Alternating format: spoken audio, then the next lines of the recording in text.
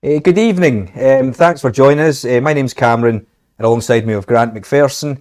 And tonight we're going to try our latest Authentic Collection and Enigma range too, which has just been released today. So we've got 8 different whiskies, all single casks and cask strength.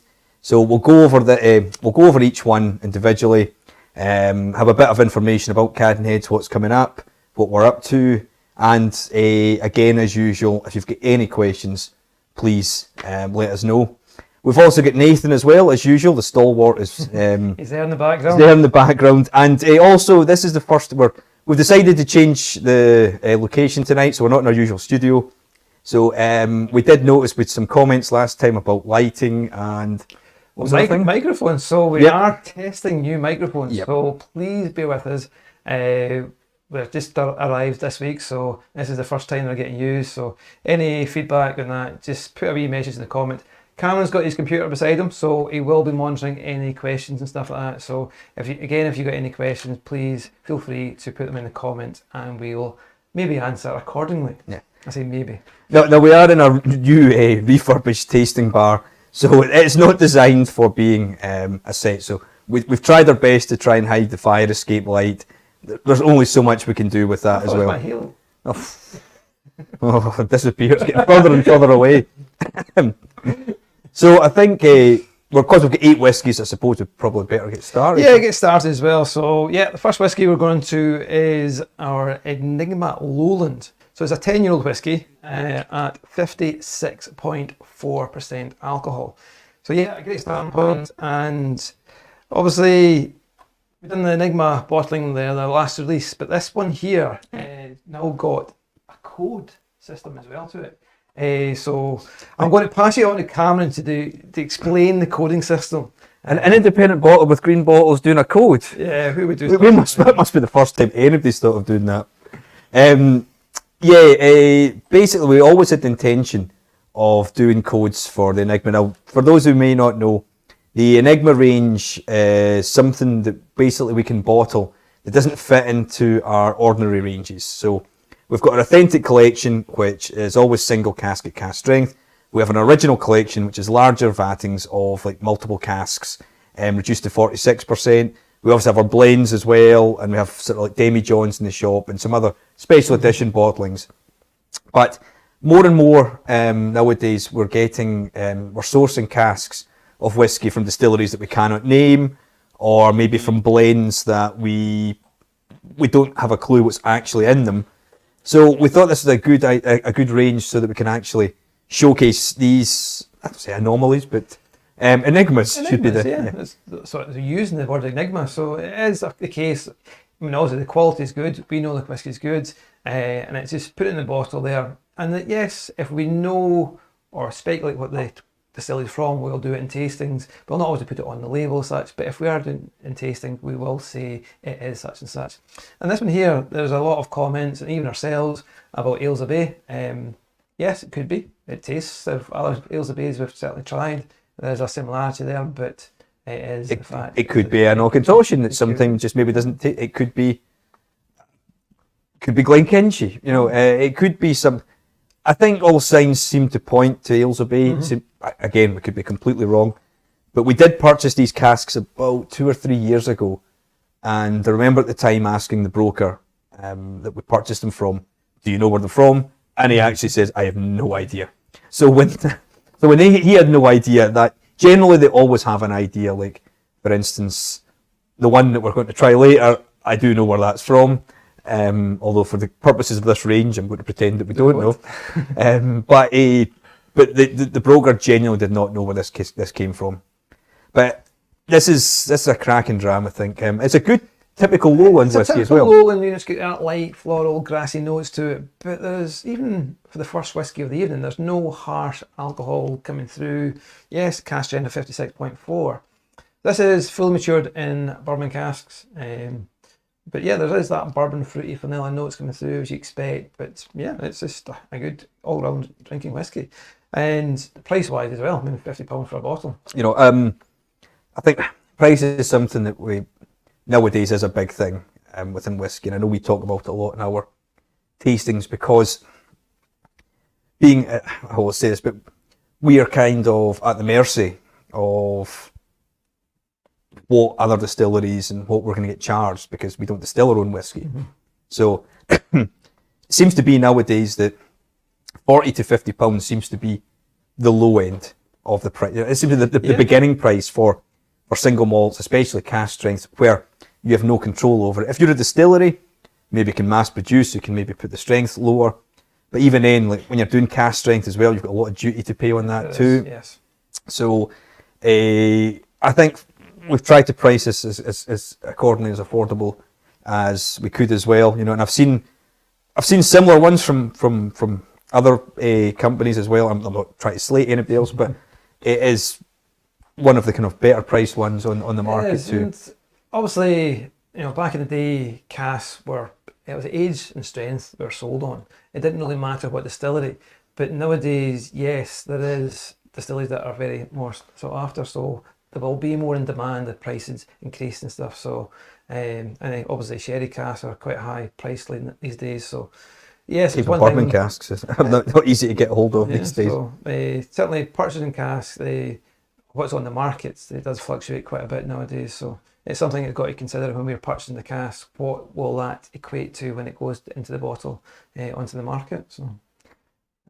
First of all, the first person we've got to slate tonight is actually one of our colleagues. It's Nathan, who is giving me height abuse. Came from some of the comments. Oh, right, okay. Oh, here we go. It's one of those nights. He's on a cushion, isn't he? No, he's not. That's a good idea, actually. I think your mic's not working, Grant. Mic's not working, so I switched off with it. So we're getting some good, nice comments there. We'll get great price on the low one from Ian. Again, it's not just a case of the price as well. It's got to be a price-quality ratio as well. It's a good drinking whiskey, but it's priced accordingly as well. Yeah, it's good. But obviously, I've not mentioned yet, but I'm sure the ones who have bought the packs, I hope you're all enjoying and liking our new tasting pack as well.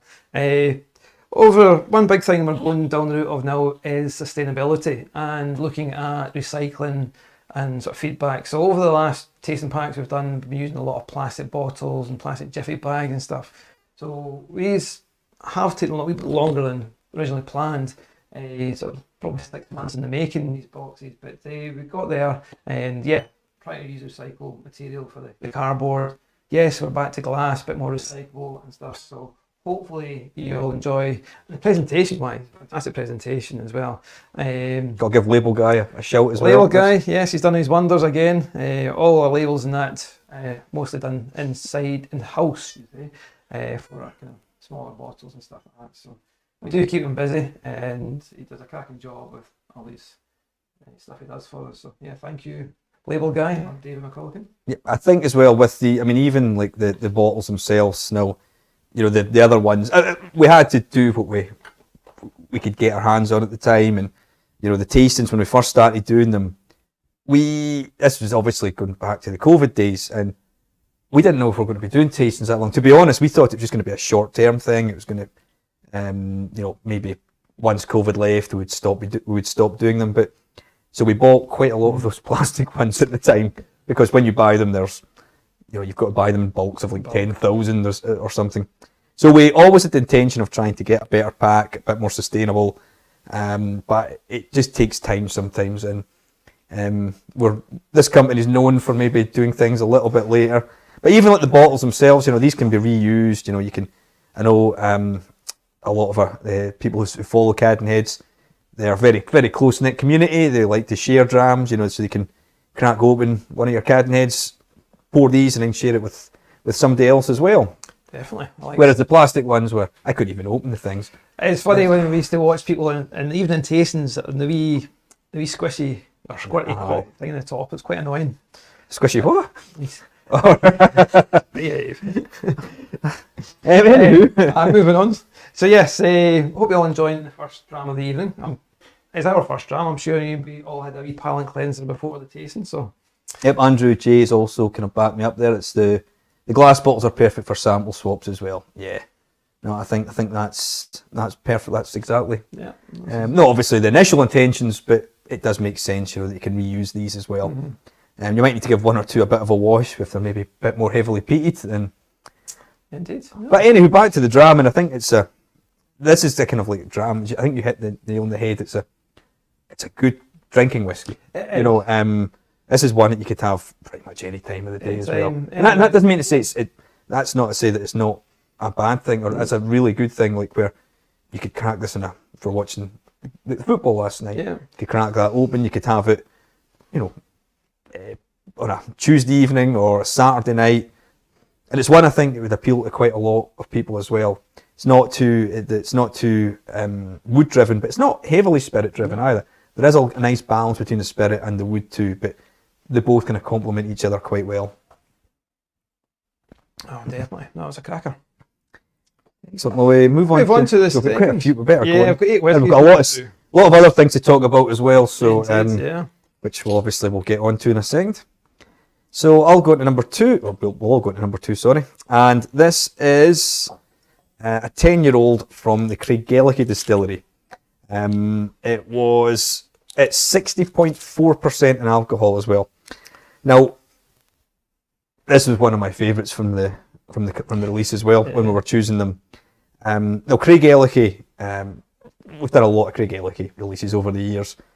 A lot of kind of bourbon ones. We've done probably mainly bourbon. We've done quite a few re-racks recently of like maybe sherried, or I think we did a rum one back in the day too. But a good quality Craigellachie and bourbon is actually, it's something that whenever we have had ones, I've always really been drawn to.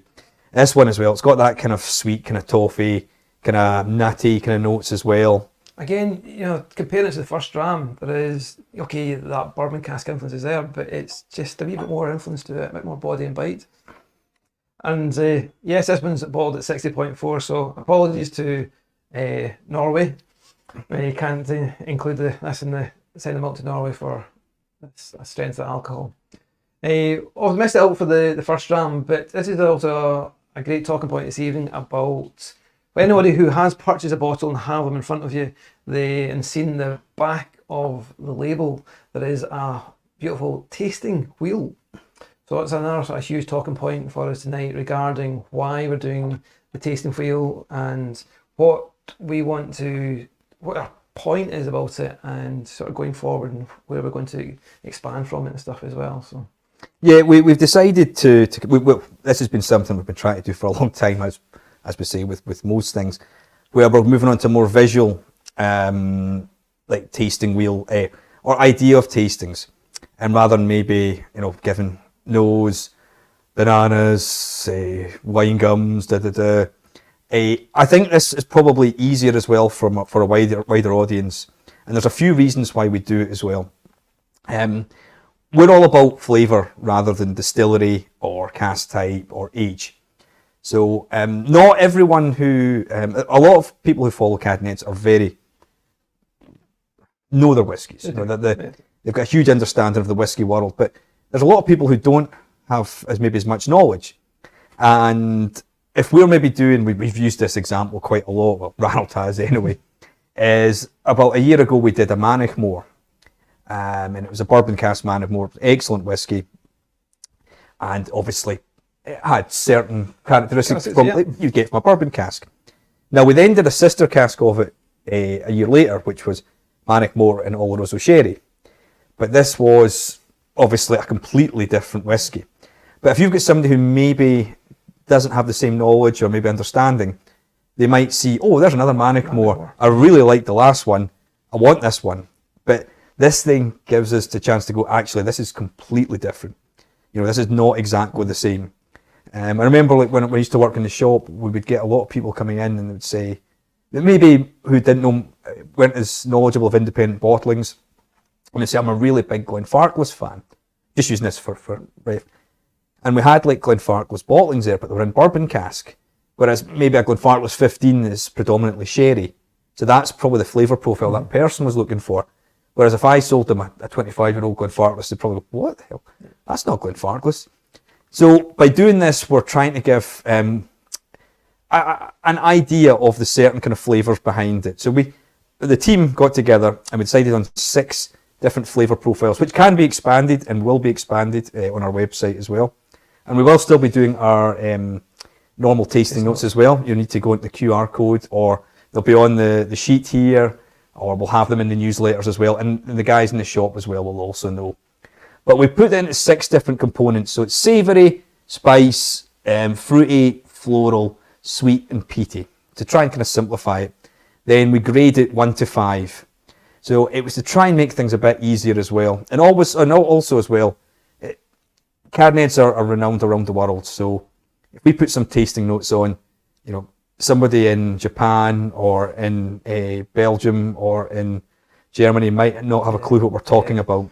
Foam bananas. Yeah. Foam bananas? What is foam bananas? So by doing this, I think it gives more of a kind of an easier identification for the sort of flavour profiles within that whiskey as well. That's the idea behind it, and hopefully the more and more we do it, people come in, I'm looking for something sweet, sour, a bit of a peatiness to it, and then we can, give that information of what, I recommend this one here, and we will going to make it a bit more interactive into the shops and stuff as well, so be with us. There'll be sort of another step forward regarding this. And as just kind of mentioned, okay, we've got the peatiness.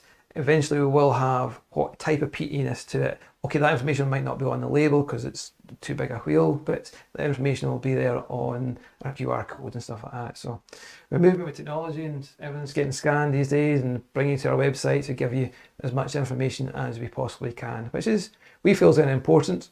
But we don't want too much details on the labels and to make it too confusing and information overload. So it's also because another thing, with one of our former colleagues, Jess, moved back down south, so she used to do all the proofing of the labels. So that put the emphasis on us. So we're like, I can't spell, so it was easier to put a nice colourful wheel, nice colourful wheel instead. But like even on our website, we're going to expand the wheel because like one of them's fruity, but fruity could mean is it like oranges? Is it like blackberries? It depends what type of fruit. So we will expand a bit on it as well. But we feel that if you recognise a bottle that's got a similar profile, should maybe help for maybe selecting the next bottle of Cadenheads that you're after, by going for that flavour profile, because that is the emphasis. It is about the flavour. Yeah. It's not about the name, the cask type, or whatever. We actually have a question there. I've lost it now. It was from Christian K. He was asking why we've got some of our labels are green and some of them are white. Yeah, so certainly, obviously throughout the tasting we will explain them, but if there's a cask type label, so if there's got like Oloroso, Fino, Manzanilla, PX, they will be in the white labels. If it's general bourbon cask matured, it is in the green labels. That's we're trying to emphasise what kind of cask type it is, more so when we're using the white label. Now there is a little sort of twist in that too, is that sometimes, and it's very, very rare, that ones that will be on green labels will be from a different cask type. But generally it's one that's maybe not had a huge influence. Like for instance, it's got to have the influence there to it. Yeah. Like we recently done a Inchgower, and it was in a refill PX cask, for just under a year. Now it did not have a huge amount of it had a bit of influence from it, and it was really good whiskey. But if we put that onto the white label and somebody thought they were going to get a PX, big I think PX body.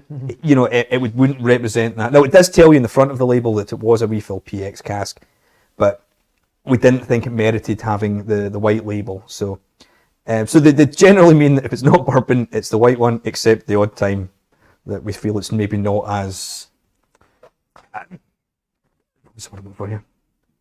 the emphasis from the cask is not maybe influenced the whiskey as much. Yeah, we're getting great feedback with the Brunel bottles we're using as well. So obviously, last couple of bottles we've used using the Brunel bottle, which is this bottle shape here for these releases, which is it's again a bit different. And then we've got the Enigmas in the green bottles. So again, it's all about the whiskey. It's that you don't know if it's pale whiskey, if it's dark. So it is. You've got to try it and drink it and enjoy it. So yes, that's the whole kind of mysterious behind the green bottle. And again, it goes back to what it's historical. We used to use a lot of green bottles, and a lot of people talk about the amber dumps and stuff. Some of the old, well, obviously you guys can't see, but some of the old green dumpies green bottles, are in the tasting room here.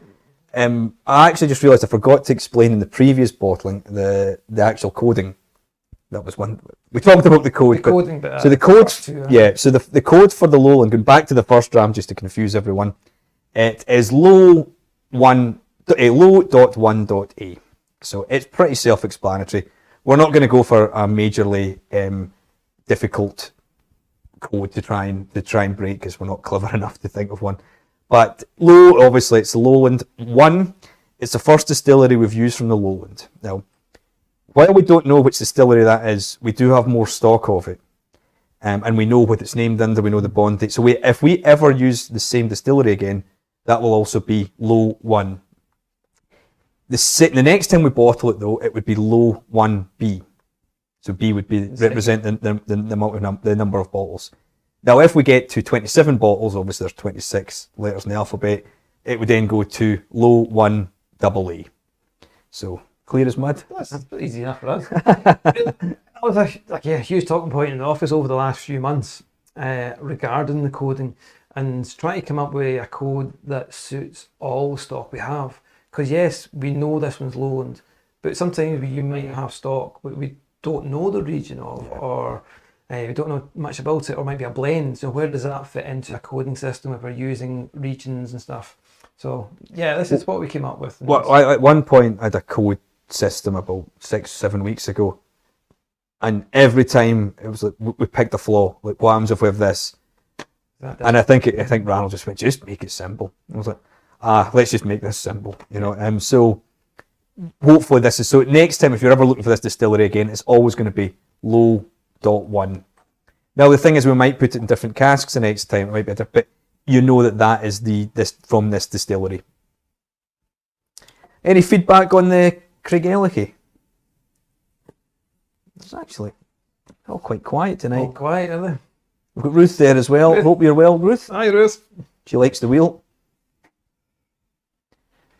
That's good. Yeah, well, I think we're going to number 3, yeah. Yeah. Definitely, yeah. Go for it. So, we're staying in Campbelltown this time. Oh, I'll try not to clink the bottles. I know Nathan hates that over the microphone.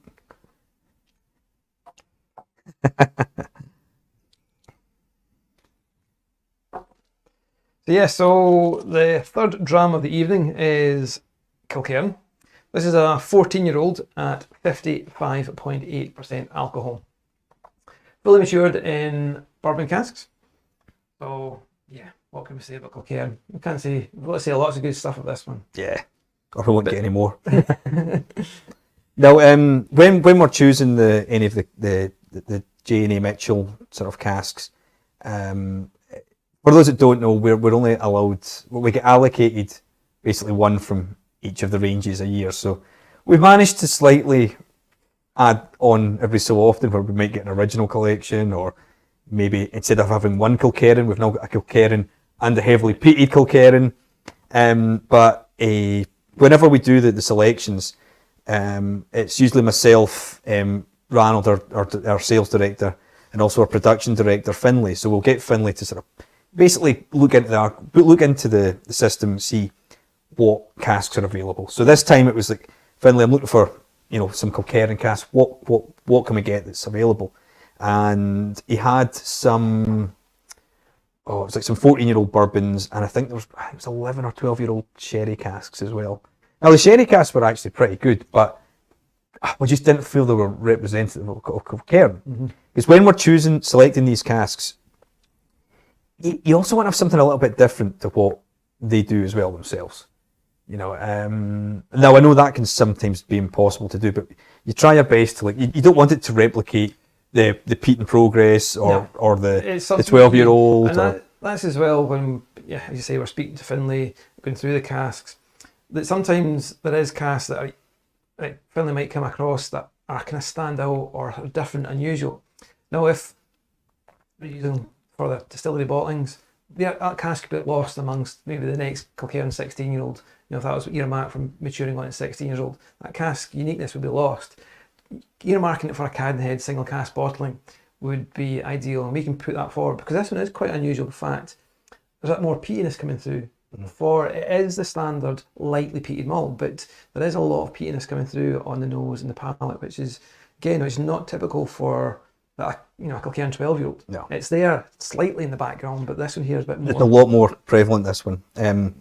We actually, just last Friday, when you were doing some hard work, lifting stuff, we were actually selecting the next 3 releases. So we're actually getting quite ahead now. So we've got the next Long Row, Hazelburn and Springbank. Those who may be coming to Grant's tasting in Edinburgh this week and my tasting in London, Yeah. maybe one of them might be in show there. Maybe not. Maybe not. But we'll see. Let's see if I can get it on the plane. Okay. I'm driving my stock up to Edinburgh, so I'll have the stock in Edinburgh. Yeah, mine's just relying on a suitcase getting to London. But if anybody who's visiting our club tasting, we will be showcasing one of those. We won't tell which one yet, though. Yeah. So Cameron will be in London on Wednesday evening, and I'll be in Edinburgh on Thursday evenings. For those who can make it along to our club tastings. I think we actually, the venue that we're doing in London kindly gave us a different room yesterday. So they've put us in a kind of more fancy room. It's a big sort of function suite, which is take a lot more people. So we had the chance to ask a few more people if there was quite high demand the last time. So for the first sale, but they sold out quite quickly. So we did put some on for sale. So if anybody is in the London area and does want to come to the tasting, I think there may still be 1 or 2. There was a few left earlier on this evening. Not many, but if you go online, you can be able to check that out. But and it's the venue looks, it's not too far away from the shop, but it looks a cracking venue. Here's one for this is one I hope you'll know because I can't remember. What's the ppm of lightly peated Kilcairn? Well, it's the same as Same. Was that 7 to 12 or something? It's thereabouts. On average 12% or something like that. So it's the same malted barley as Springbank use. So Graham Dram's saying, really enjoying the Kilcairn, sooty, smoky, almost coal-like in the finish. Yeah, it definitely is. Even, I was looking at our tasting notes there, because sometimes looking back what we actually wrote that day, sometimes I'm even looking, what were we writing that day? But there is a bit of like a licorice, aniseed, we've got cream soda. There is that kind of thing in the palate. There is actually a little bit. So for once, I've actually believed their own tasting notes for once. It's a huge thing. I love going back to doing tasting notes and revisit them the next day and think, did we actually say about this dram? Tasting notes are all perspective. When we all get together, we do get the Springbank sales team over as well, and we're all sitting down and it's a consensus vote. Okay, what are we getting from this product we're sampling? Might be gin, might be rum, might be cognac, and then even when we're doing the, grading for the tasting wheel. And for the last couple of bottlings, we've actually all been in agreement. Yes, 2 for that, 3 in that. We're not really fighting. No, I think that's a 4, or I think that's a 1. It's been pretty good for us to do, and it's been interesting doing it. Definitely interesting, and hopefully you all agree with it as well. But again, just to give you an idea of what we feel the flavours coming from it as well. We've even asked the Springbank team. They wanted to join us for the taste, so they've been joining us as well for doing the grading too, and it's just to give them a chance to try some good whiskies as well. Get a wee dig in, especially when we're using their products. So, Marcus, any Edinburgh tickets left? Unfortunately, they're all sold out. Ian Sinley, have you considered bottle sales at events? You try then buy. We have done that in the past with certain ones. It was kind of like warehouse tastings on the road. We've done ones where we've kept maybe certain casks aside that aren't in the normal warehouse, and it can obviously sometimes be difficult if you're at a venue that doesn't have a license, but you can maybe take orders and they can go back to the shop at another time, which we may be doing. Maybe we might be doing with these ones too. And it's something, for myself, certainly I can talk about the UK, that I will do more trade shows, tastings and stuff like that. So starting next year, I'll be sort of contacting a lot of clubs that have emailed in the past and say interested in tastings. And that's something, yes, we want to showcase the range we have, but sometimes it's nice to use a cask sample. It might be, look, you can't buy it just now, but it's a cask we've got, might be bottled in the future. So these tastings will be sort of incorporates things like that. And, because we want to we've got lots of casks on offer, and it is just try and be that kind of variety in tastings. Obviously, we've got to showcase the bottles we've got available for sale, but yes, look, this is coming soon. Because Andrew Jay's also said, looking forward to the club tasting in London. I'd wondered if it was just going to be the current set of releases, and it's great to hear there'll be some looks ahead. Any other teasers? Well, there are going to be some future bottlings. There's going to be some cask samples. There's going to be something similar to what Grant just talked about there, but without giving too much away. I don't want to spoil it too yeah, much. I don't want to spoil it too much, but we also, with these events too, what we're trying to do, like the club is huge for us. It's quite a good, it's a really good community as well.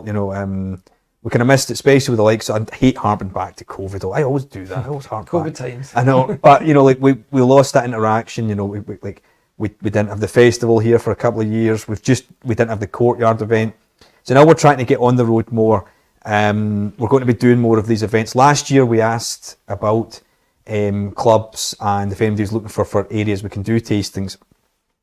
Whether you're a club member or not in some areas, because sometimes some areas that maybe there's only 1 or 2 club members, but we could maybe get a tasting in that area and open it up to other non-club members as well. There's Jenna's going to be doing one in Singapore quite soon. There's actually quite a lot of club members in Singapore. Good following. Yeah, Jenna and Carly did some tastings in Vienna and Cologne. And again, we'll be looking to do more in the future as well. So this is just the kind of starting point where we're looking to sort of basically go on the road a bit more.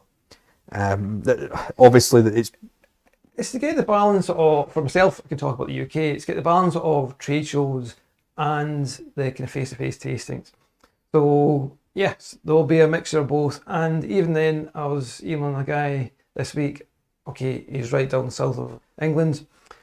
Am I going to fly down there and do a tasting? I can't really justify that. So I've got to make it, can I do a tasting in the area, or will it be online? So there will be a bit of both, where I will do some tastings online for clubs and stuff as well. And that is a big thing as well since COVID, that a lot of people enjoy the online tastings. The fact people can sit back in their home on a Friday night or whenever they want, or if it's recorded, and rewatch us talking nonsense and try the whiskey.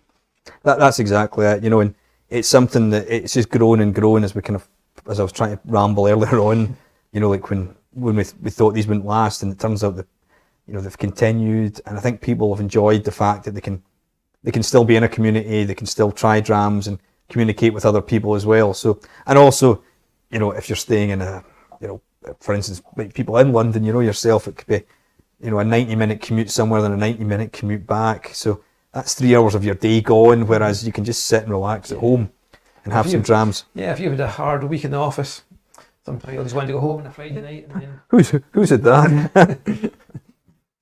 Well, the last few weeks have been okay, crazy. So we're going to number 4. Yeah, I think so, yeah. So number 4 is actually from really good, well-established distillery in Benriach. This one is 15 years old and it's bottled at cask strength of 55.2%. And this one has been in a Manzanilla hogshead since September 2020. So roughly 3 years in Manzanilla sherry. Now Benriach has always been a really good distillery. It's always well established. Yeah, there's a good name behind it. Yeah, definitely. And it's quite a robust kind of spirit as well, Benriach. So when we did the re-racking for this at the time, I think looking back at the notes, the reasons we did, it wasn't that it was a bad spirit or anything like that. It just needed a little bit of body. And Manzanilla is a bit more of a slightly drier, it's quite an orangey type sherry as well. Just look at your flavour wheel there. I've probably got, I better make sure I put the right things in here. That's it. Fruity, yeah, we put this one really fruity actually, which it definitely is. There's a wee bit of spicy note there to it as well. So it is a good sort of balance, and you'll see obviously the 4th gram, how each one sort of differentiates from one another. But the Manzanilla characteristics certainly come through on the nose and palate, which is obviously what we want. But you still get the distillery characteristics coming through, which is quite important to us as well. We're not trying to disguise distillery in any way at all. We want to complement these cask types. Yeah. Sometimes what will happen is you might drown out a whiskey too much. With Benriach is a whiskey that's, as I said, it's quite robust. It can stand out as well. Now, just looking again at the notes that we had here in blood orange, in the background, it is just, that is exactly what it is. And the Manzanilla casks, we do get quite a sort of zesty kind of orangey notes from them. It's got that little dryness, but not over dry either. And again, when we do release, we are trying to showcase a range of whiskies that can suit many different palates. I know for a fact that the first two whiskies, a lot of people will love them. A lot of people won't go near that though. A lot of people like to have a bit more kind of cask influence, and that's kind of what we have to try and showcase is a range of flavours that you'll get from whiskies from different cask types. Because if everybody just wanted one type, then it would be boring. So we've got a few bourbon casks, we've got some different sherries, we've got Madeira. And I think everyone will comment, the last a good number of releases we've done now have been ideal for doing whiskey tastings and stuff, or showcasing at different shows. The fact, yes, people are coming up, I like a bourbon cask matured, or I like sherried, and what have you got repeated. And that's something we do look, as Cameron says, when we are picking the casks and distilleries, we want to have a variety of different flavours to suit a wide audience. And 8 whiskies, again, is it too many for one release? I think it's a perfect number for tasting this stuff as well. Yeah, it is one of these things where you don't want to overload it too much. I think we have to get that fine balance of when you're doing a release. We understand as well that not everyone can. Whiskey's expensive. I couldn't afford 8 whiskies every like 6 weeks or whatever we do. And even I think we're going back to pricing earlier on. This is £75 a bottle. Now that's a lot of money, £75. But in relative terms, probably nowadays for a single cask whiskey at cask strength, for especially a reputable distillery like Benriach, especially in a cask type like Manzanilla, you're probably talking nowadays that a lot of companies, not through their own fault, just through the pricing of what casks are, probably have to charge maybe £100+ for this. Again, we're very fortunate. We've got a multitude of casks in our portfolio, in our inventory, where we have purchased many years ago. Some obviously we're purchasing more all the time, but we can sort of try and keep the price down. Now, of course, you can't just go, this is going to be £40 a bottle, because you need to then replace it, and if it replaces its cost 5 times what they used to even just a couple of years ago, you have to get that fine balance. I think you've got a thank you to Gavin and the team as well for all the cask samples you request. Yeah, thanks guys. I think I'm probably public enemy number 1 up at production just now. So. It's also we're trying to pull in a lot more casks, and that's one of the big things as well for us, getting the casks in here, then we can check the quality of them and see how they're maturing on. And if they're on site, it's so easy for us to walk in, get a sample of it, and it's ready to be bottled, or mature it on, or need to recast or rework. So it is, when you're getting samples from, if it's maturing away in Glasgow, it's a costly business and time consuming as well to get that down. But if it's on site, it's much easier to manage. So we're pulling out a lot more of the casks. So we're actually just with Fiona there, we've just been trying to gather. I think we're getting about 350 to 400 casks pulled in, and we've still got tons more. We can only get so many in as well to the distillery for space reasons. And a lot of these casks they're not like new casks. A lot of these ones are, some are over 30, some mid to late 20s, some good names in amongst it as well. And that's one thing as well, if it's the older stock, what strength's it at? Because these casks, when was the last time they were re-gauged? Don't give me the frighteners.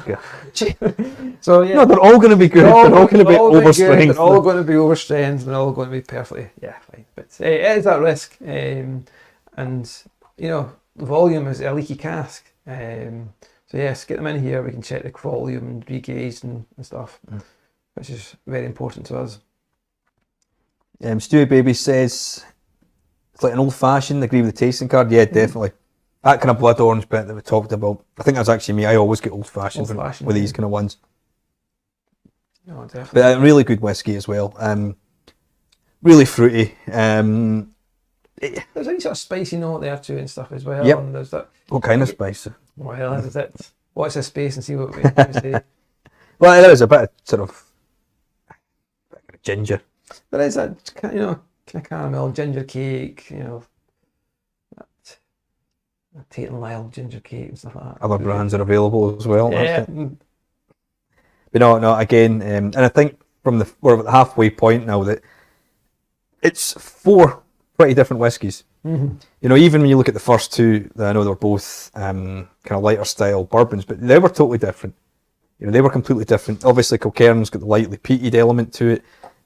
This one's far different, more kind of a huge fruitier influence. So it's to try and showcase the variety that we can give, and we're not expecting everyone to love every single whiskey. You know, but I think if you can find something within a range, that's what we try and do. It's even with the tasting pack as well. That okay, we've got to just try and think of a lineup that the next whiskey will work after the last one. So no point in starting the peaty whiskies, we all know. But even trying to, sometimes it's quite nice to revisit some of them. You know, like, yes, if that's the first whiskey is your first whiskey of the evening, the higher alcohol might not be as palatable to you. So you always sometimes need a wee sort of palate cleanser. And we always do that in the office. It's like revisit the first whiskey, even try it the next day and see what our thoughts are on it. And it's amazing how things sort of change. Definitely, whenever we're doing a selection, we'll select the ones that we think we're going to pick, then we'll go back the next day, and sometimes you'll go, that's still pretty good, or sometimes you go, what were we thinking? That's terrible. You know, you can get that. I just seen Nathan celebrating there, and it's because Ian Sunderland just said some quality is great. So that's him. See, he's happy now. He's happy. Nathan's delighted. Nathan happy before. He's smiling at the way back in. Big thumbs up. So we go on to dram number 5? Going to number 5. The right order here. Oh, I do. So yeah, number 5, Royal Brackla. So this is a 13-year-old at 50.3% alcohol. And this one here is in a Madeira barrel since 2019. How much whiskey have you had, guys? Even glasses on, that's it. You're not going They're there. Excellent. So the Royal Brackla, really good distillery too, and one that we've bottled quite a lot of. We've got a lot of stock of Royal Brackla. We've done a number of bottlings over the years, which is a kind of standout for me as well. It's a good all-rounder drinking whiskey as well. We did a 15-year-old last year. It was a bourbon cask one, and it was tremendous. You know when I actually pull out my wallet and actually buy one myself, that's always a good sign too.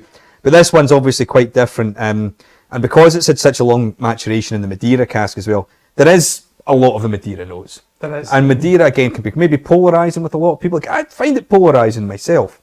You know, I'm not going to say I love every single Madeira cask we've ever done, you know, or like we've ever tried, but this one I think has worked really well with it because it's on that borderline, but it's maybe too much, but it's still the whiskey's still managed to kind of save it there. You obviously get that kind of like the kind of cardamom in the finish. It's got that kind of spiciness.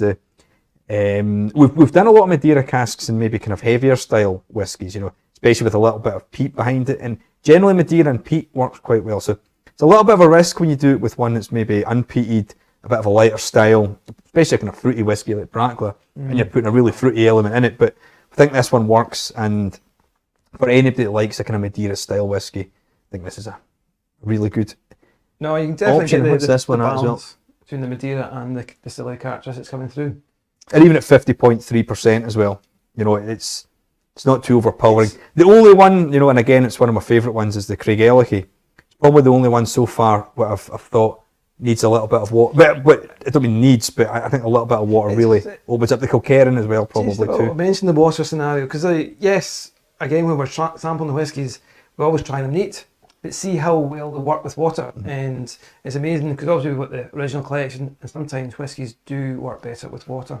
Because we've actually, you know, you're picking the latest, the next original collection, and one of them was it's certainly much better. Well, I personally felt much better with the water added to it. So. Oh no, definitely. To be honest with you, the vast majority, anytime we do it, if it tasted better at cask strength, we wouldn't bottle it.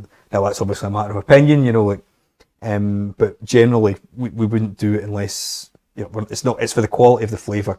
It's not just because we're told to do, or as it's you get more bottles from it, and you're going to save money from duty. It's not that. You've got different whiskey can be liked in different ways. Very little. How many bottles extra are you going to get reducing it down to 46%? There's not a huge difference. And then Not on the volumes that we're doing. Volumes, no, and not like I think there's a kind of misconception with that you're going to get, extra 5. extra 50,000 bottles or something, and there's a lot of comments that like, oh, the price should be much lower because it's a lower strength. It's like, yeah, do not get me wrong, you are paying less duty, but from a 55% whiskey to a 46% whiskey, you're maybe about £2.50, £3 per bottle that you're saving. Not £20, £30. I think a lot of people think that it's going to be with that. So it's about flavour profile with this one. With whenever we do any kind of style of whiskey, but the cask strength ones we feel are good at cask strength, and obviously the reduced ones is because we feel it needs something. It needs a bit of help. It needs it opened up a bit more, and it does open up flavours a lot. But even with cask strength ones, sometimes we'll select a cask, and it can be a bit hot at the beginning, as in, you're talking 55 to 60% a lot of the time, and it does. But as long as it's got something behind it, a little bit, it's got that flavour, it's got body, it's got presence. Adding a few drops of water to it, then you can sort of play about with it more. As long as it's got some quality to begin with, because there are some that can be quite fiery. I don't mean fire, not too. I don't mean like burn your mouth completely, but sometimes it just needs a little bit of spirit, a little bit of water. Sorry, well, you could add a little bit of spirit if you want, but I wouldn't wouldn't advise that too much. And even for the original collection as well, you've got a wee bit of playment regarding marrying different cask types together, and you've got a kind of blender's role in doing the original collection to see how different cask types marry together and what works and what you've got to play with. And that's where obviously Cameron goes, because like, looking through stock lists, yes, the authentic collection stays in the UK as a single cask, but doing the original collection, it's a worldwide market for the original collection. So we've got to have larger volumes, but a single cask can't offer it. So you've got to look at, right, we've got several casks of this, we can marry them together, showcase this style of whiskey, and it fits really well with the original collection. We've got somebody slightly behind. We've got a Denzel here asking what's Cameron standing on. Well, the height jokes were done earlier on, so unfortunately, you're a bit late with that one. Whoever that is, says some quality is good. Ruth's also saying love the location. To be honest with you, we've got a studio and we normally do it there too, but we thought we need to get a new background as well. I think we're going to incorporate, and it's freezing in there just now, so this was a good idea to have it.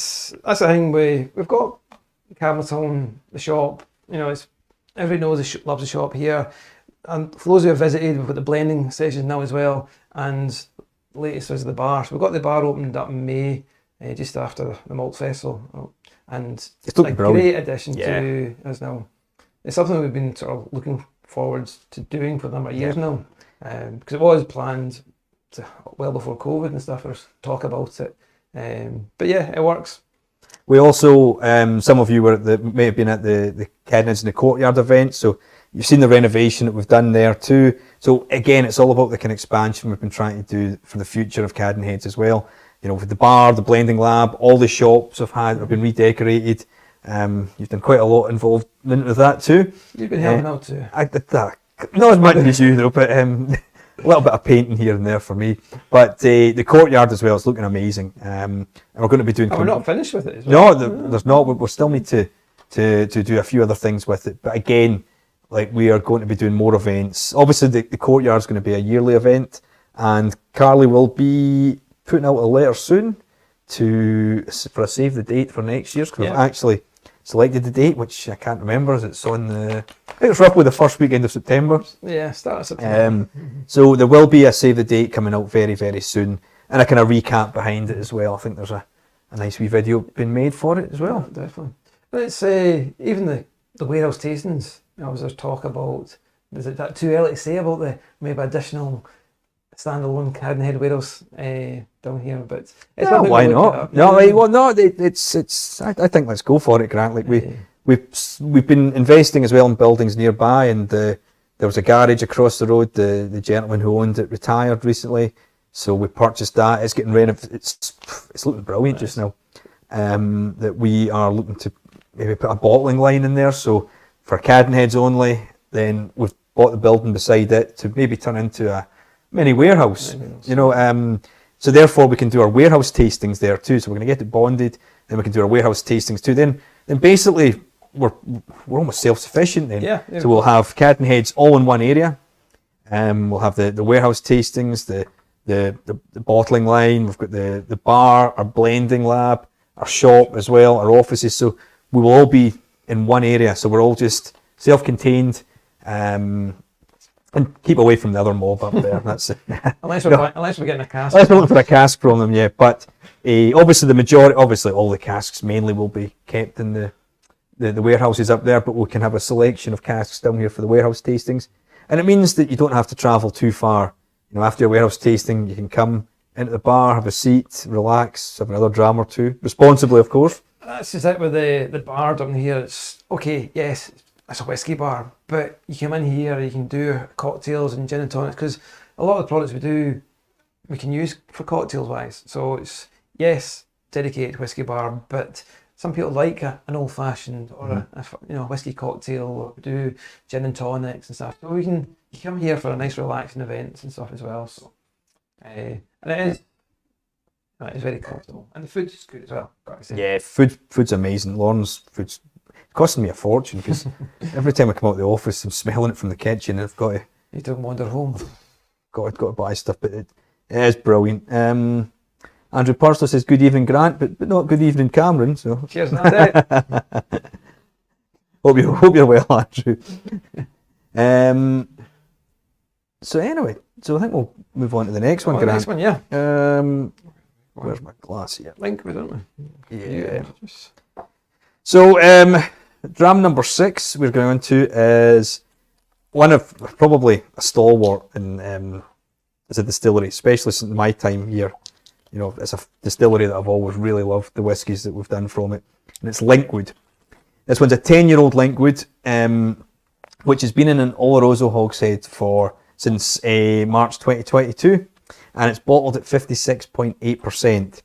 Now, some of you may have been at the Cadenhead in the Courtyard event where we actually did a sister cask of this, so it's not the same one. The same one. We've got multiple casks of Linkwood, and in 2022, the beginning of it, we decided to... Actually, the real story was we requested that we were going to do it in, I think it was about 20 casks in Pablo Cortado. But I think the sheet got slightly mixed up when it went up, and it was done in Oloroso, which Finley's still kicking himself about. But it was a pretty good mistake. Linkwood and Oloroso is always it's never exactly a bad choice, and it worked out really well. This one again, it's not too overpowering as well. Even though it is quite dark in colour, it's not just been completely washed out by the Oloroso. It's still got kind of some of the kind of syrupy, kind of buttery notes from the original bourbon cask, but it has got a lot of that kind of blackcurrant as well. Oloroso certainly shining through there, and again, I said it for other whiskey as well, that you still get that distillery characters coming through, but the integration of Oloroso, and there's no sulphury, harsh notes there whatsoever. No. It is just a nice, good, sweet space. Very syrupy. Yeah. And again, what have we got this for? £50. You know, £50 for a cask strength Linkwood nowadays in sherry. It's one that won't last in the shelves for very long. But we've got older Linkwood, we've got younger Linkwood. It's been one of those stalwarts over the years. It's not the most exotic distillery in the world. I think it gets recognised by quite a lot of people. It always sells quite well, Linkwood. It does. You know, we've done bourbon ones in the warehouse tasting that sells out pretty quickly. I think we then replaced one with a sister cask, and again it sold out pretty quickly too. So, you know, it is one that it's always been a big fan. Independent bottlers, especially, not just ourselves, but other independent bottlers that I speak to. You know, Linkwood, it's always it's a good go-to whiskey. Yeah, it definitely is. I think it goes up there with Linkwood, probably Glenelgin, Glenlossie. You know, these distilleries are, although they're all harder to come by now, But again, we're quite fortunate. We've got stock of it. We've got a good supply still, and hopefully in years to come there'll be more available at a more affordable price as well. But I think we're still trying to make sure that people actually open these and drink them as well. We don't want the bottles just to be sat on the shelf or used as collectibles. Now I'm seeing Mr. McPherson with that. Really glance at the time there and I say, Oh, we are going to give you another email shortly. Well, I'm saying it's scheduled for 8 o'clock. Hopefully it does go out at 8 o'clock. So there is another release coming out in December. But next week there will be another email to say about our club release. So obviously during the Malt Festival and stuff, we were talking about or sampling whiskies for maybe the next club bottling stuff. So we got there eventually. The courtyard, I mean. Courtyard, it was a courtyard. And so yes, they've got the little state preview at, not you can see much on the screen right enough. The 3 20cl bottles in a wee sort of sherry series.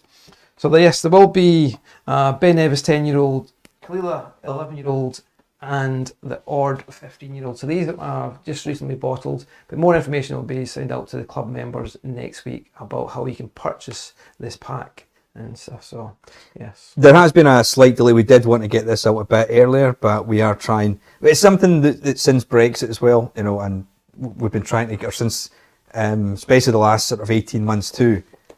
The cost that it gets the whiskey to our friends in the EU has been astronomical. Yeah. And we're trying to find a solution. Our friends at Springbank recently tried one for their society release, where we might have a potential sort of like third party that we might be able to use. It's been good. So this is what's caused the delay. We're just trying to see how that's been working, and hopefully, if this does work as well with us, that this could maybe be a solution going forward. We might be able to get other whiskies that aren't as available within the EU at a more affordable price. Now, it's not going to be perfect. It's still probably, I think we're trying to get a price where it was closer to what it used to be in the old days. It's something we've got to say as well. Like when we've got a mail order service within the company available from the Amazon shop, but it's a service rather. We don't want to make money regarding postage, so we are kind of stuck with what the postage cost is and import duties and what have you. So it's more a service we try and offer, but we're trying to make it more affordable, more accessible for people to purchase our whiskies. And yeah, this European hub is something we can use. So yeah, we'll try it for the next club release, and hopefully it's a huge success and it might be something we can use more of in the future. So I think we're looking to try and get this. I think it'll go on sale on November the 29th. There will be information to club members, so don't worry. If you're not a member of the club, then it's maybe a good way to join. If people, this link is open to the general public as well. So yes, being a club member, you've got that advance warning of what's coming available in the bottlings, and then obviously put your reservations in with your local shop and stuff. But obviously these club releases every year and stuff. And it's again very affordable whiskey. 3. Well, the 3 drams. It's a Kalila in Palo Cortado, a Ben Nevis in Oloroso, and an Ord in PX. And the pack of 3 is £60. £60, yeah. If you're in the EU, obviously that'll be exclusive of VAT, so it'll be £50 plus the charge, the postage charge, which we'll give. But then hopefully that's the last thing you'll get. Well, it will be the last thing. So it's not a case of here's a charge, here's another charge, and then when it gets to your door, here's some more duty charges from customs. This will hopefully eliminate that, and you don't have to worry after the initial. Now, for those who are maybe watching from within the EU, this might take a little bit of time. This is the first time we've trialled it.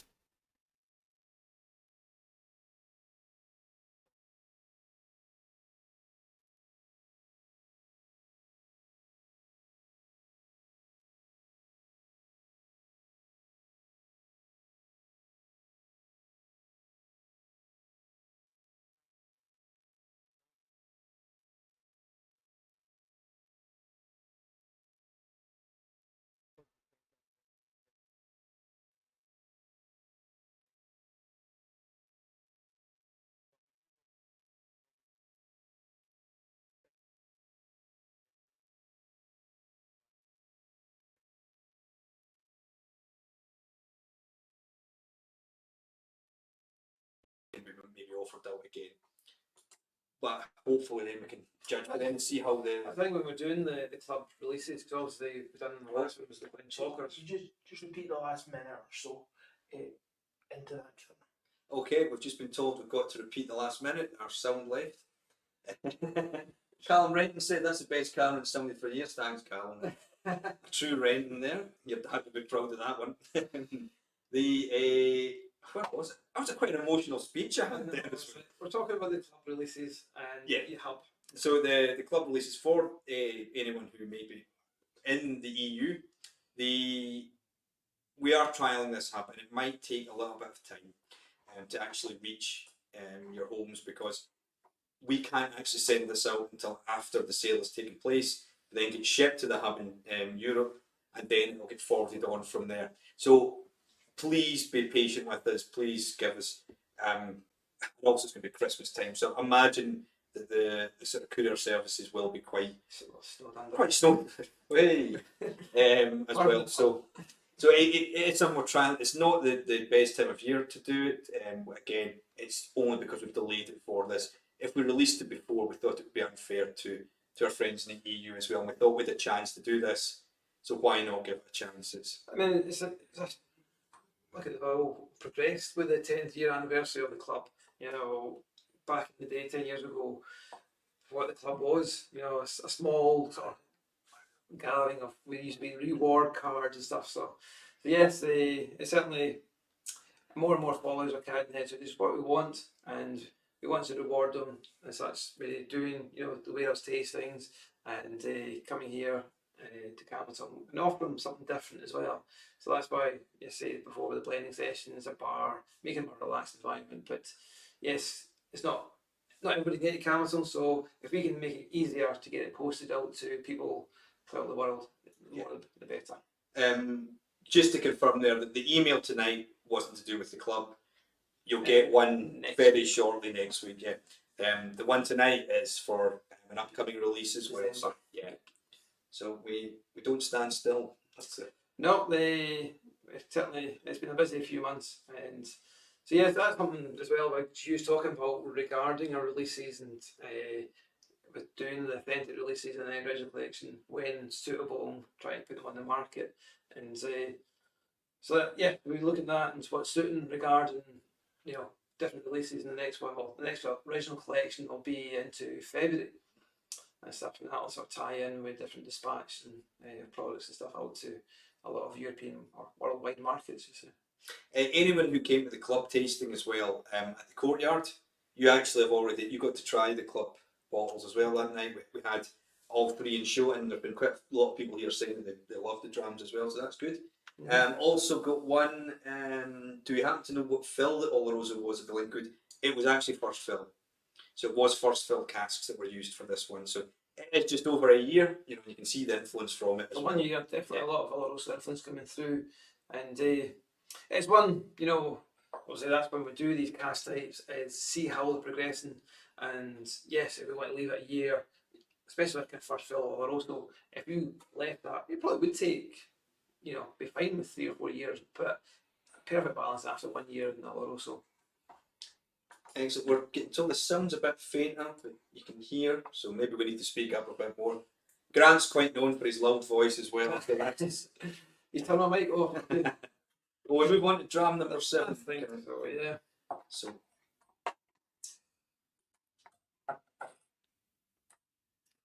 So yes, we're moving on to an Ardmore 11-year-old at 51.6% alcohol, and this is matured in PX since September 2020. So yeah, when even without putting the glass of my nose, you've got that Ardmore sort of peatiness to it, and then the PX integration there as well. So it is a sweet peat. We've got a kind of on-running joke in the office as well, but like with Ardmore and sherry, it's always like bacon frazzles. It's always got that kind of sort of bacon crisps. I don't know why it's so like it's quite a savoury. Which savoury again, it's quite high in the savoury chart on the wheel. I believe. It has, yes. Just double checking with actually. Yeah, we're into here. Yeah. Oh, it's right here. It's actually. It's on the screen for everyone. Thanks, Nathan. But But no, it's yeah, as I say, it's got that savoury note to it, and that's what we put through as a savoury note, and that is that bacon frazzles and bacon fries and that meaty note to it. Barbecue smoke kind of. Now again, this will be kind of like the Madeira one earlier. I think this will be quite polarising whiskey, and again, that's fine. You know, some people love this one. I think some people it's just not a cup of tea. It's a beast of a whiskey. It is. You know, it's got a little bit. I think it's a kind of lightly peated Ardmore as well, so it's got a little bit of the kind of smokiness too, but not overpowering. But the PX, 3 years with PX as well, which is quite probably one of our longest maturations in PX. It's a fresh PX cask. It's a fresh PX as well. Not one of the ones that we Springback use first. No. We've got plenty of Tilly Barton in us.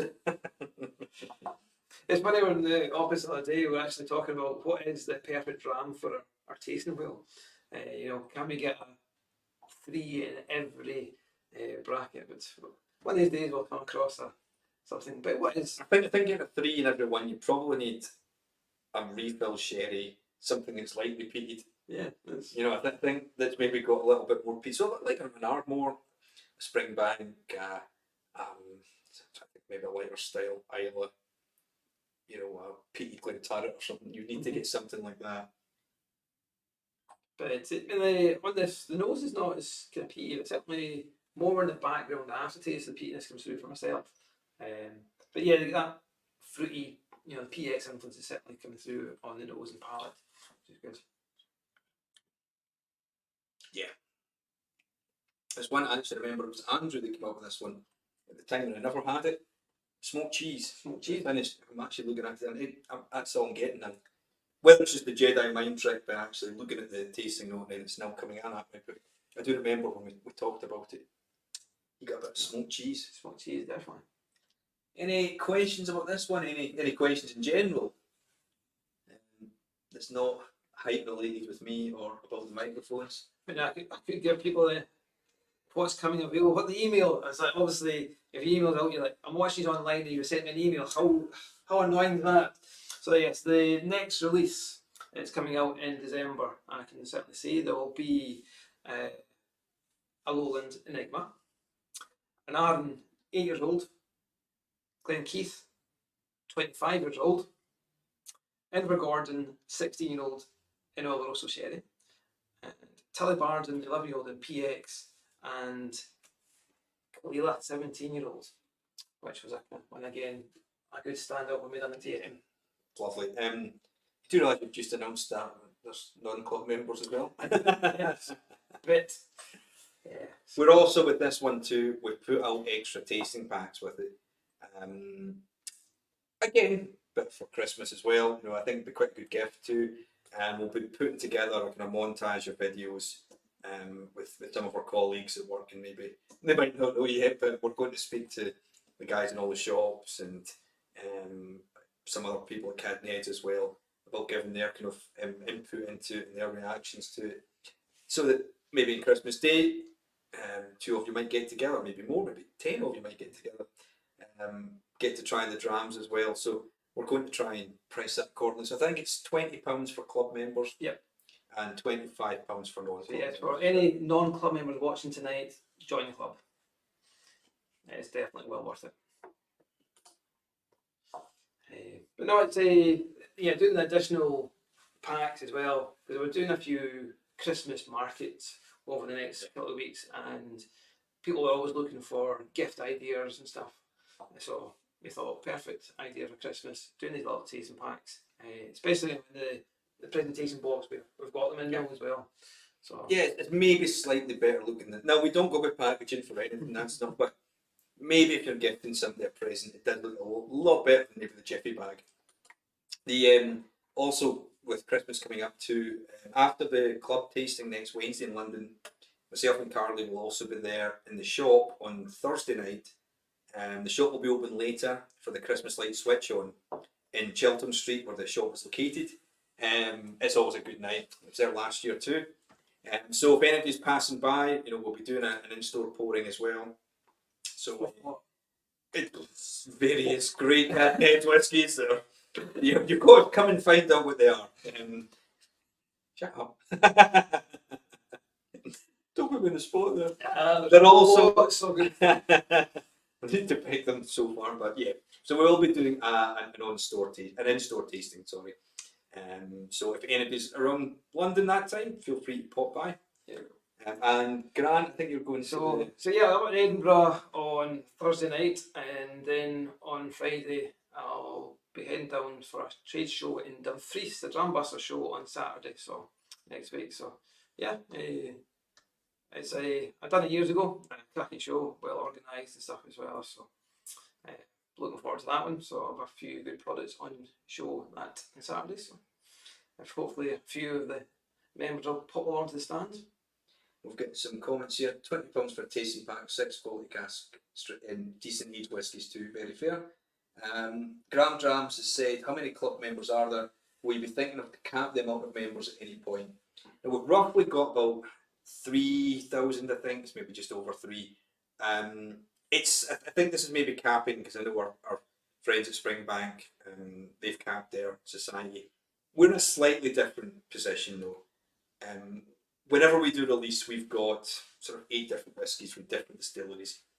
We're not really in a place where each whiskey, Springbank's probably at a stage now where the society release, for maybe 500 bottles in it, 3,000 people are wanting it, or how many is in the society, I'm not entirely sure.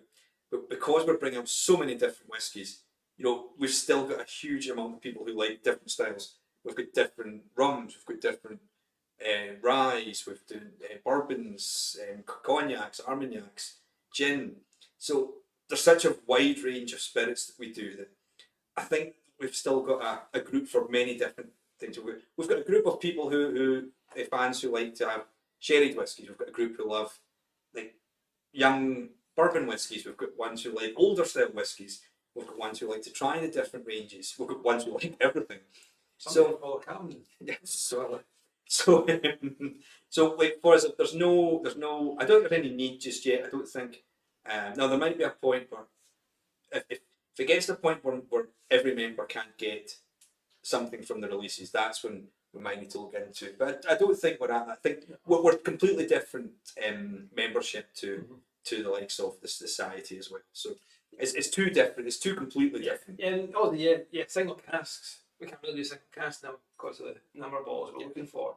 But for us to try and find a number of bottles we've been doing the club releases that fits demand. So seen that also over the last couple of club releases. We've done the 37-year-old Highland, and then we've done the Glentockers 11-year-old. And then obviously doing the tasting pack with 320 CLs, and that's just to try and find a number that we can put out there in the market for everyone to be able to purchase at least one. Yeah, I think that's the key. We want to make sure that it's available to everyone. You want to try and give a customer service to it sounds so informal that because we want to make it informal. Sorry, it's more of a club, not a case of like, oh, we have to. You're allowed to. You're not a number. You want to be part of something. That's why we have events at the courtyard. These club events that we're trying to do. If it starts to not become a club and it sounds to just be a case to try and shift bottles, then that's a different story. And we don't want it to come to that either. We're talking about the courtyard earlier on as well, because that's again, it's a smaller number than the Malts Festival, but yes, getting the Camsell is not the easiest, but it's again finding a number. Obviously, the courtyard's a lot smaller. What can we do comfortably? And it is sold out.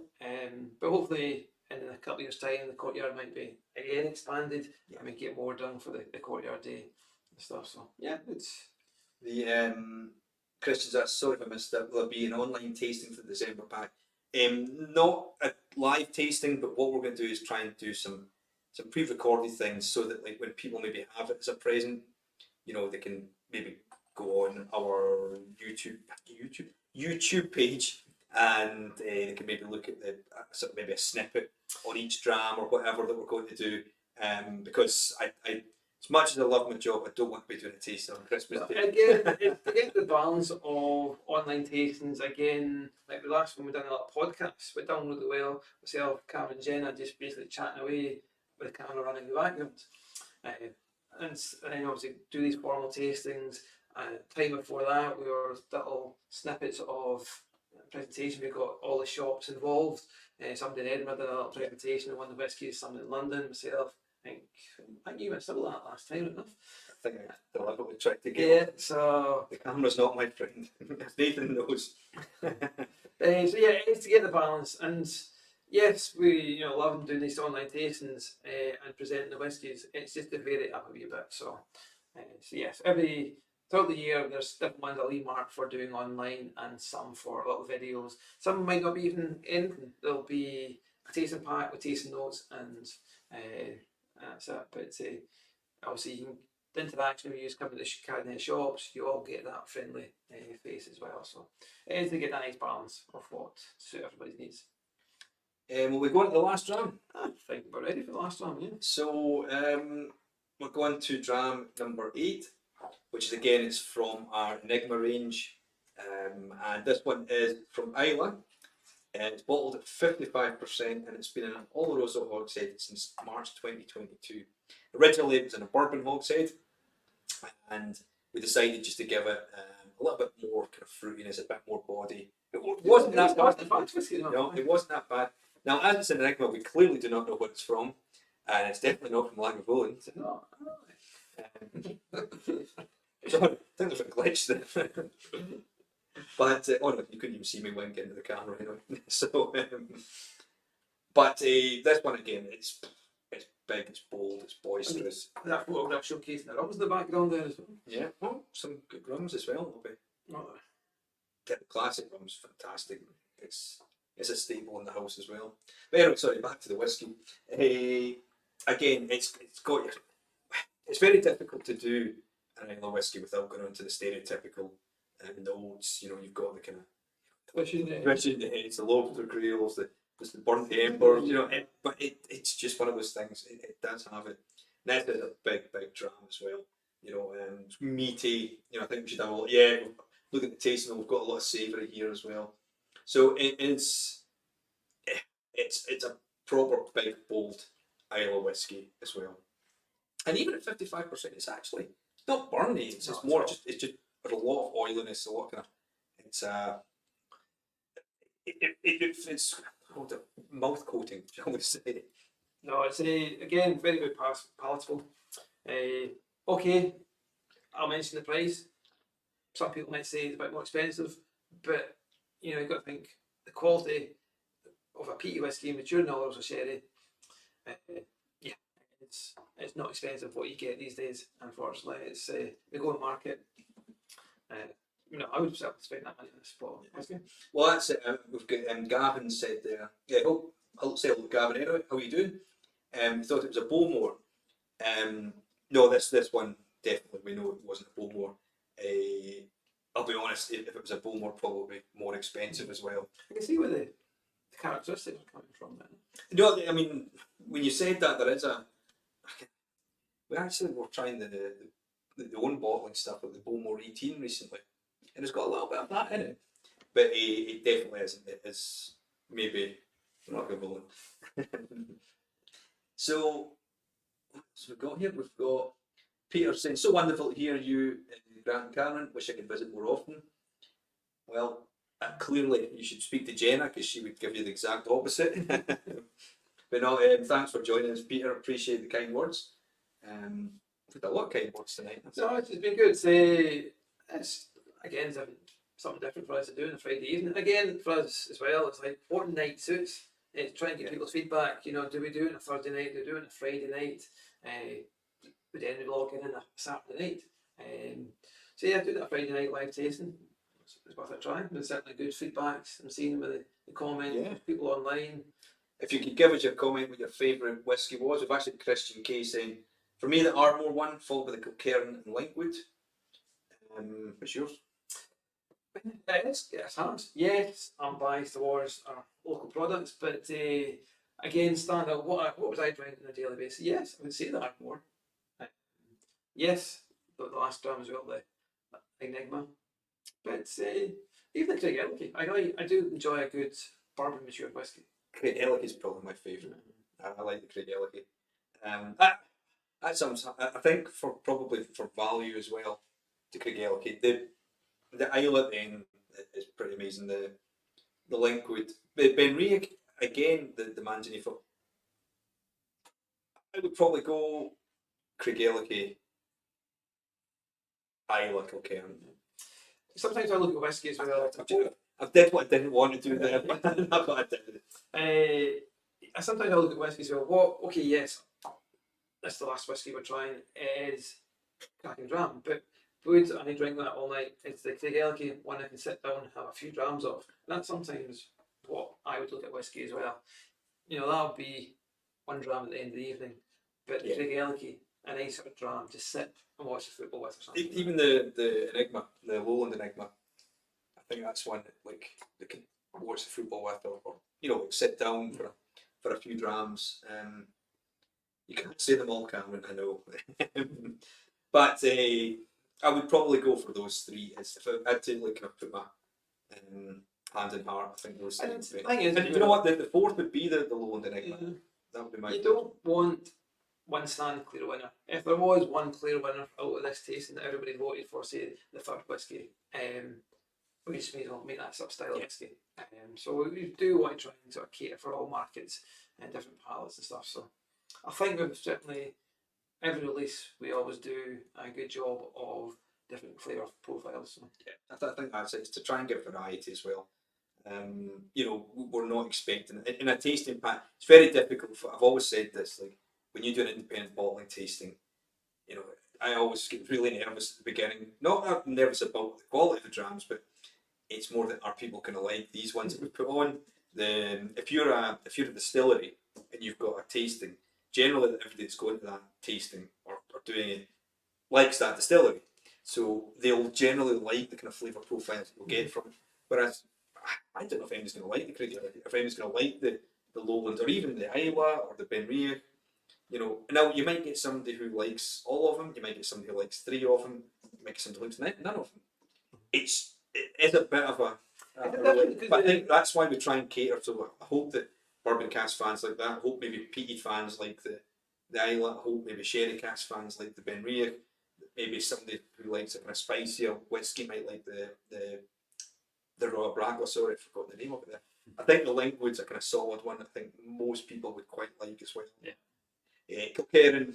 I think the Kilcairn though, like it can be polarizing again for some people.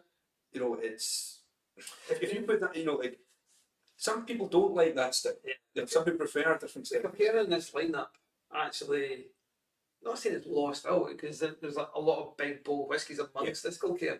The Kilcairn, yes, it's a dram, but because of these PXs, the Olorosos, the peated ones at the end, the Kilcairn's that I'm here too. I think so. And I'm glad though. I'm glad that the Kilcairn just doesn't stand out for everything. Because if it did, then I'd feel kind of bad for the rest of them. I'm glad that the other ones are actually getting quite a lot of good feedback from it too. So it's even doing tastings, what did you say, for independent bottler tastings, trying these. Like I find the time working with Springbank in the UK market, it's like when doing tastings, it's more about the distillery, the malt and mash and distilling process. Whereas like obviously we're not going to give you distillery of London and X date and it's got distillery cat's names such that there's no point in giving you that information. You can read that in a book. It's all about the whiskey and the history of Cadenhead as well. Okay, doing club tasting, a lot of people know about the history of Cadenhead, so sometimes there's not much point in doing that information and certainly seeing the audience we've got. Plus we've got on for an hour and a half. Just managed to squeeze everything in. So if we went into the history, it might take all night for you guys. But I think on that note, I think it's and I think from just to say a big thank you to everyone who joined us. Again, the feedback's been amazing. These tastings have been really something that we've enjoyed doing as well, and something we've been looking forward to all week too. Again, if you get any feedback on what you want to see in different tastings, please feel free to comment or email us in. And so, again, any whiskey clubs, I know Andrew Purcell, certainly I did a taste years ago down in Stillwell Ridge. It's something, if you want to get in contact again, something we could look at. It's something I want to do more of in the UK, so There is a lot of whiskey clubs out there and stuff. So Yeah, no, I mean, even like we've had some comments here. Ruth was asking about getting back to Leeds and things like that. You know, I know David did the tasting there, colleague at Springbank, was it a year or two ago? And he really, he had great words about it. So I think it's doing things like that where we don't normally get to. And a lot of you guys make the effort to come here, so I think it should be only right that we try and get there as well. So I think 2024 we're going to get on the road a lot more with that too. definitely, no, looking forward to it. Excellent. Well, thanks very much, and also thanks to Nathan, the unsung hero in the background there. Yeah, hopefully it wasn't too much of a technical issue with the sound halfway through, but yeah, Appreciate that. So thanks very much. Slash. thanks for that.